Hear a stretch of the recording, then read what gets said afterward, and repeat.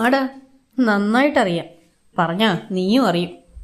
ഇവരാണ് എൻ്റെ അച്ഛനെ ചതിച്ചെന്നെ വലിച്ചെറിഞ്ഞിട്ട് പോയ ആ കുലസ്ത്രീ എന്ന് പുച്ഛത്തോടെ പറയുന്ന ആരവന്റെ വാക്കുകളിൽ നിന്ന് തന്നെ സിദ്ധുവിനെ അവരോട് കുറച്ചു മുൻപ് അവരുടെ അവസ്ഥ കണ്ടു തോന്നിയ സഹതാപത്തിൽ നിന്നും പുച്ഛമായി പരിണമിച്ചു. അവർ ഇങ്ങനെയൊന്നും അനുഭവിച്ചാൽ പോരാ. ഇവർ കാരണമല്ലേ നിന്റെ ജീവിതം പോലും കുറച്ചു നാളത്തേക്കാണെങ്കിലും ഇരുട്ടിലായത്. ഇവർ അറിയണം, ഇവർ വലിച്ചെറിഞ്ഞു പോയ നീ ഇന്ന് ഏതവസ്ഥയിലാണ്. നിന്റെ സുന്ദരമായ ജീവിതം അവർ അറിയണം. അവർ പശ്ചാത്തപിക്കണം. അവർ വലിച്ചെറിഞ്ഞു പോയ കളഞ്ഞിട്ട് പോയ അവരുടെ മകൻ അവരുടെ തണലില്ലാതെ വളർന്നു പന്തലിച്ച് സമൂഹത്തിലെ നിലയും വിലയുമുള്ളൊരു നല്ല ഡോക്ടറും കുടുംബസ്ഥനുമാണെന്ന്. അല്ല അരവേ, അവരുടെ മകനെയും കൊണ്ടല്ലേ അന്ന് ഹോസ്പിറ്റലിൽ വന്നെന്ന് നീ പറഞ്ഞത്? എന്നിട്ട് ഇവർ എങ്ങനെ ഇവിടെ വന്നത്? ആർക്കറിയാം. ഇവരുടെ സ്വഭാവമായിരിക്കും ഇവരുടെ മകനും. അവരെ അടിച്ചു പുറത്തായി കാണും. ആരോ പുച്ഛത്തോടെ പറഞ്ഞു. അത് ശരിയാവും. ആരുടെയും ഇങ്ങനത്തെ അവസ്ഥ കണ്ട് സന്തോഷിക്കാൻ പാടില്ല. പക്ഷെ ഇവിടെ എനിക്ക് നല്ല സന്തോഷം തോന്നുന്നു. എന്തായാലും എൻ്റെ അച്ഛനും ജീവിതം നശിപ്പിച്ചവർക്ക് ശിക്ഷ കിട്ടിയല്ലോ. എനിക്ക് അത്രേ വേണ്ടൂ. അതൊക്കെ വിട. നീ ഇന്നലെ പറഞ്ഞില്ലേ നാട്ടിൽ പോയി തറവാട്ടിൽ മുത്തശ്ശിയുടെ അസ്ഥിത്തറയിൽ വിളക്ക് കത്തിക്കണം, പിന്നെ അവരെ കാട്ടിക്കൊടുക്കണമെന്നൊക്കെ. ആടാ, ഉടനെ പോകാം. നമുക്ക് 6 പേർക്കും കൂടി പോകാം. പോരാതെ നിനക്ക് നിന്റെ മുത്തശ്ശിയുടെയും മുത്തശ്ശൻ്റെയും അസ്ഥിത്തറയിൽ പോയി തൊഴുത് വിജയെ അവർക്ക് കാണിച്ചു കൊടുക്കണ്ടേ? അവരുടെ മരിക്കുന്ന സമയത്തും അവർക്ക് നിന്നെക്കുറിച്ചല്ലായിരുന്നു ആവലാതി. അന്ന് എന്നോട് അവർ പറഞ്ഞതാ, മോനെ നീ എന്നും നല്ല കൂട്ടുകാരനായി അവനോടൊപ്പം ഉണ്ടാകണമെന്ന്.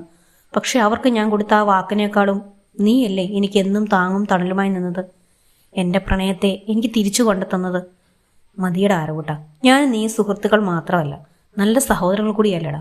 അപ്പോൾ നമ്മൾ പരസ്പരം എന്നും താങ്ങും തണലുമാണ്. അത് നീ നമുക്ക് പറയണ്ട. അതും പറഞ്ഞ് സിദ്ധു ആരവിനെ കെട്ടിപ്പിടിച്ചു. ഓഹ്, എന്തിനാടി കുഞ്ഞു നീ എന്നെ ഞുള്ളിയത്?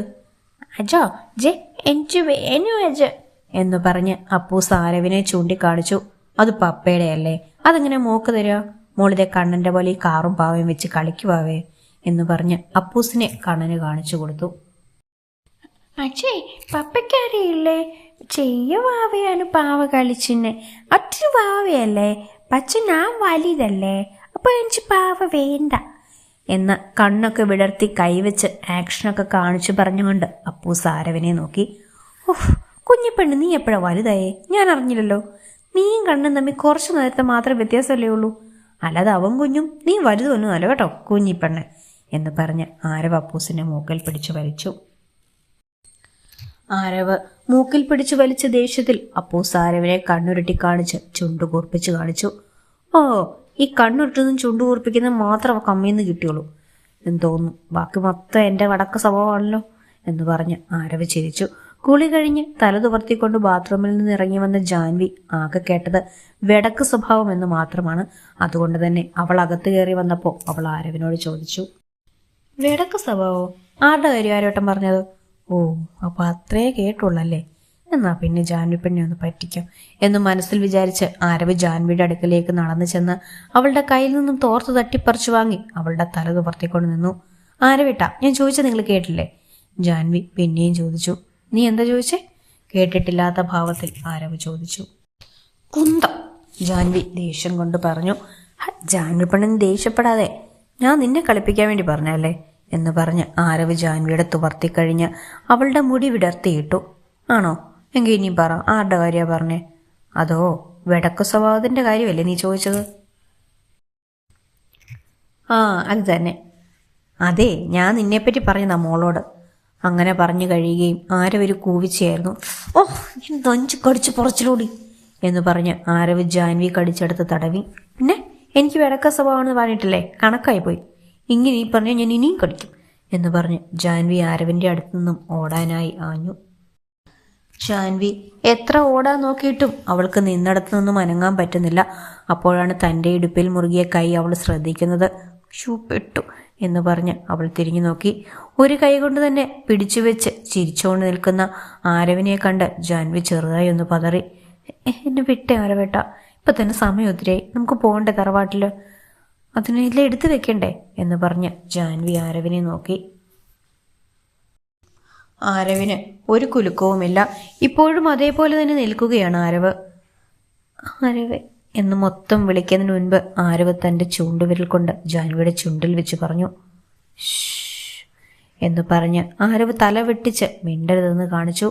ആരവിൻ്റെ വിരൽ ചുണ്ടിൽ സ്പർശിച്ചതും ജാൻവി വല്ലാതെ പിടഞ്ഞു. അവളുടെ കണ്ണുകൾ ആരവിൻ്റേതുമായി ഉടക്കി. അവളുടെ ചെന്നിയിലൂടെ വീർപ്പ് കണങ്ങൾ ഒഴുകി തുടങ്ങി. അവളുടെ ഹൃദയം വല്ലാതെ മിടിക്കാൻ തുടങ്ങി. തൻ്റെ സാമീപ്യത്തിൽ തൻ്റെ ജാൻവി പെണ്ണിലുണ്ടാകുന്ന മാറ്റം ആസ്വദിക്കുകയായിരുന്നു ആരവ്. പെട്ടെന്നെന്തോ ഓർത്തതുപോലെ ജാൻവി അവൻ്റെ നെഞ്ചിൽ താൻ കടിച്ച ഭാഗത്തെ ഷർട്ട് മാറ്റി നോക്കി. അവിടെ അവളുടെ പല്ലിൻ്റെ പാട് കണ്ട് അവൾക്ക് വിഷമമായി. അവളുടെ കണ്ണുകൾ നിറഞ്ഞു. അവൾ അവിടെ തൻ്റെ പല്ലിൻ്റെ പാട് പതിഞ്ഞെടുത്ത് തടവിക്കൊടുത്തു. അവളുടെ കണ്ണ് നിറഞ്ഞത് കണ്ട് ആരവിനും വിഷമമായി. ആരവ് അവളുടെ മുഖം തൻ്റെ കൈകളിൽ കോരിയെടുത്ത് താടി പിടിച്ചുയർത്തി തൻ്റെ മുഖത്തിന് നേരെ അവളുടെ മുഖം കൊണ്ടുവന്നു. ആരവ് അവളുടെ കണ്ണുനീർ തുടച്ചു. ജാൻവി പെണ്ണെ, ഇങ്ങോട്ട് നോക്ക്. നീ കരയാതെ. എനിക്ക് വേദനിച്ചൊന്നുമില്ല. നീ ഇത്ര പാവമായി പോയല്ലോ പെണ്ണെ. ഇത്രയും ആരോഗ്യമുള്ള എനിക്ക് എൻ്റെ ജാൻവി പെണ്ണ് കാണിച്ചാൽ വേദനിക്കുമോ? അയ്യേ, നീ എന്നാലും എൻ്റെ ശക്തിയെക്കുറിച്ച് തെറ്റിദ്ധരിച്ചല്ലോ പെണ്ണെ. കൊള്ളാം നീ എന്ന് പറഞ്ഞ് ആരവ് ജാൻവിയുടെ കവളിൽ നുള്ളി. ജാൻവി ആരവിനെ കണ്ണുരുട്ടി ചുണ്ടു കുറിപ്പിച്ചു നോക്കി. അത് കണ്ട് ആരവ് പറഞ്ഞു, ദാ ഇത് കണ്ടാണ് ഞാൻ അപ്പൂസിനോട് പറഞ്ഞത് നിന്റെ അമ്മയുടെ അടുക്കൽ നിനക്ക് കിട്ടിയത് ഈ കണ്ണുരുട്ടും ചുണ്ടുകുറിപ്പിക്കലുമാണെന്ന്. ബാക്കിയെല്ലാം എൻ്റെ വിടക്ക സ്വഭാവമാണെന്നും അല്ലാതെ നിന്റെ സ്വഭാവമല്ല ജാൻവി പെണ്ണെ ഞാൻ വിടക്കാണെന്ന് പറഞ്ഞത്. അത് കേട്ടപ്പോൾ ജാൻവിയുടെ കണ്ണുകൾ വിടരുന്നത് ആരവ് അത്ഭുതത്തോടെ നോക്കി നിന്നു. തൻ്റെ പെണ്ണിൻ്റെ മുഖത്ത് നിമിഷ നേരം കൊണ്ട് മിന്നിമായുന്ന ഭാവങ്ങൾ ആരവ് തൻ്റെ കണ്ണടച്ചു മനസ്സിൽ കണ്ടു.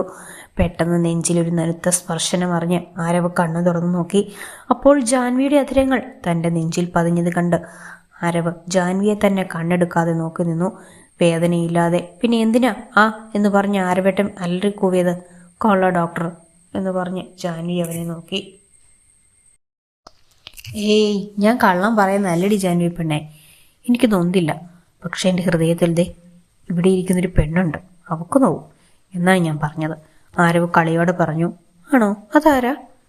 അതെ, അതില്ലേ എൻ്റെ പെണ്ണ്, ജാൻവി പെണ്ണ്. ദേ ഇവിടെയുണ്ട്, അവൾക്ക് നോവുന്ന ഞാൻ പറഞ്ഞത്. ആരവ് പറയുന്നത് കേട്ട് ജാൻവിയുടെ കണ്ണുകൾ വിടർന്നു. അവൾ ഉറക്കെ ചിരിച്ചു. അവളുടെ ചിരി കണ്ട് അവനും ചിരിച്ചു. പെട്ടെന്ന് താഴെ എന്തോ വീണുടങ്ങിയ ശബ്ദം കേട്ട് ജാൻവിയും ആരവും തിരിഞ്ഞു നോക്കിയതും ആരവ് തലയിൽ കൈവച്ച് അയ്യോ എന്ന് വിളിച്ചുപോയി. എൻ്റെ ദൈവമേ, ഇനി ഇതും കൊണ്ട് ഞാൻ എങ്ങനെ ഹോസ്പിറ്റലിൽ പോകും എൻ്റെ കുഞ്ഞിപ്പെണ്ണെ? ഇനിയും കൊണ്ട് ഞാൻ എന്ന് പറഞ്ഞ് ആരവ് കുഞ്ഞിയുടെ അടുത്ത് പോയിരുന്ന് അവളുടെ കയ്യിൽ പകുതി പൊട്ടിയിരിക്കുന്ന സ്റ്റെതസ്കോപ്പ് എടുത്ത് ആരവ് നോക്കി. മേശപ്പുറത്തിരിക്കുന്ന സ്റ്റെതസ്കോപ്പ് പപ്പയുടെയും അമ്മയുടെയും കണ്ണു തെറ്റിയപ്പോൾ കുഞ്ഞിപ്പെണ്ണ് കൈ എത്തിയെടുത്തതാണ്. താഴെ വീണതിൻ്റെ പരിശോധിക്കാൻ നോക്കുന്ന ഭാഗം പകുതി പൊട്ടിപ്പോയി. എന്നിട്ടും അപ്പോസ് അതുകൊണ്ട് കളിയിലാണ്.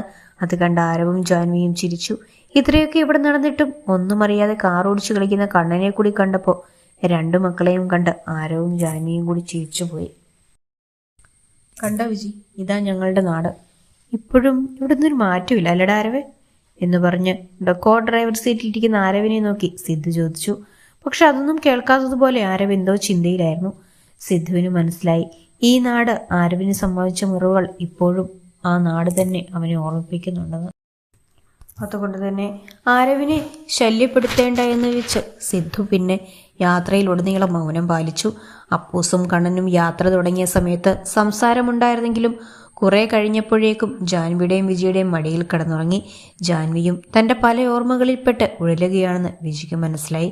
അതുകൊണ്ട് തന്നെ സിദ്ധുവും വിജിയും അവരെ ശല്യപ്പെടുത്തിയില്ല. അങ്ങനെ വളരെ ശാന്തമായി തന്നെ അവരുടെ യാത്ര മുൻപോട്ട് പോയി. ഡാരം വയറങ്ങ് തറവാടെത്തി. സിദ്ധുവിൻ്റെ വിളികയാണ് ആരവിനെ തൻ്റെ ഓർമ്മകളിൽ നിന്നും ഉണർത്തിയത്. വാടെ ഇറങ്ങ്, നിങ്ങളിവിടെ കയറുക, ഞങ്ങളിവിടെ കയറുന്നില്ല. ഞാനും വിജിയും കൂടി നേരെ എൻ്റെ തറവാട്ടിൽ പോയി അവിടെ എല്ലാം ശരിയാക്കിയിട്ട് വൈകിട്ട് വരാം. ഇവിടെ കയറിയിട്ട് പിന്നെ പോയാൽ പോരെ അങ്ങോട്ട്? അല്ലടാ, എൻ്റെ മുത്തശ്ശൻ്റെയും മുത്തശ്ശിയുടെയും ആത്മാവ് ഞാൻ ഈ നാട്ടിൽ കാല് ഒന്ന് കാത്തിരിക്കുകയായിരിക്കും. അവരെ കാണാൻ ഞാൻ എത്തുന്നത് നോക്കി. അവരെ ഇനി നിരാശരാക്കിക്കൂടാ. അവർ കൺകുളിർക്കെ കാണട്ടെ. അവരുടെ കൊച്ചുമകൻ അവർ ആഗ്രഹിച്ചതുപോലെ നല്ല നിലയിലെത്തി ഒരു ഡോക്ടറായി പിന്നെ ഒരു കുടുംബമൊക്കെയായി ജീവിക്കുന്നത്. അതുകൊണ്ട് ഞങ്ങൾ അവിടേക്ക് പോകുവാടാ. ഇടയ്ക്ക് ഇങ്ങോട്ട് വരാം. കുറച്ച് ദിവസം അവരുടെ കൂടെ ഞങ്ങൾ താമസിക്കാം.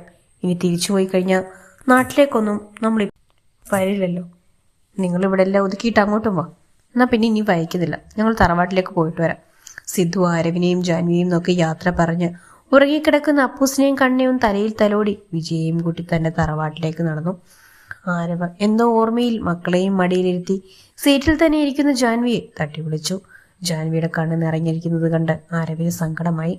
ഈ നാട് പിന്നെയും പഴയതൊക്കെ തന്റെ ജാൻവി പെണ്ണിനെ ഓർമ്മിപ്പിച്ചെന്ന് ആരവിന് മനസ്സിലായി. ആരവ് കണ്ണനെ ജാൻവിയുടെ മടിയിൽ നിന്നും തൻ്റെ ഒരു കയ്യിലെടുത്ത് പിടിച്ചു. കാറിൽ നിന്നിറങ്ങിയ ജാൻവിയെ മറുകൈ കൊണ്ട് ചേർത്ത് പിടിച്ച് ആരവ് തറവാടിൻ്റെ പടി ചവിട്ടി.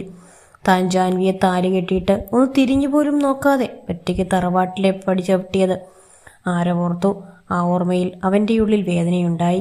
ആരവ് ജാൻവിയെ നോക്കിയപ്പോൾ അവളും ആ ഓർമ്മയിൽ തന്നെയാണെന്ന് അവളുടെ കണ്ണുകൾ ആരവിനോട് പറഞ്ഞു. ആരവ് ഒന്നുകൂടി തൻ്റെ ജാൻവി പെണ്ണിനെ ചേർത്ത് പിടിച്ച് അവളുടെ കണ്ണുകൾ തുടച്ചു കൊടുത്തുകൊണ്ട് ഇനി കരയരുത് എന്ന് തൻ്റെ തല വെട്ടിച്ചുകൊണ്ട് പറഞ്ഞു.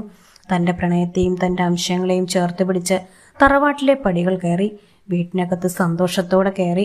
താൻ ആഗ്രഹിച്ച തൻ്റെ കൊച്ചുമകന്റെ സന്തോഷകരമായ കുടുംബം കണ്ട് ആ മുത്തശ്ശിയുടെ ആത്മാവിൻ്റെ ആഹ്ലാദം പോലെ ഒരു കർപ്പൂര മണമുള്ള കാറ്റ് അവരെ തഴുകി കടന്നുപോയി. ആ കാറ്റിൽ തഴുകലേറ്റ് കണ്ണനും അപ്പൂസും ഒന്ന് ചിണുങ്ങിക്കൊണ്ട് അവരുടെ പപ്പയുടെയും അമ്മയുടെയും മാറിലേക്ക് ചുരുണ്ടുകൂടി. പപ്പ ഇനിയും വേണം. അപ്പൂസ് കുളത്തിലെ വെള്ളത്തിൽ കളിക്കാൻ കിടന്ന് ബഹളം വെക്കുകയാണ്. മക്കളെ രണ്ടുപേരെയും മാറി മാറി തൻ്റെ കൈകളിൽ കമിഴ്ത്തിക്കിടത്തി നീന്തിപ്പിക്കുകയാണ് ആരവ്. കുളത്തിന്റെ താഴത്തെ പടിയിൽ അവരുടെ 3 പേരുടെയും കളി കണ്ട് ഒരു തോർത്തുമായി ഇരിക്കുകയാണ് ജാൻവി. മതി കളിച്ചത് പപ്പയും മക്കളും, അകത്ത് കയറിക്കേ. 3 കൂടി വെള്ളത്തിൽ കളിച്ച് വല്ല അസുഖം വരുത്തി വയ്ക്കാതെ കയറി വാ, ജാൻവി ശാസനയോട് പറഞ്ഞു. അത് കേട്ട് ആരവിനൊരു കുസൃതി തോന്നി.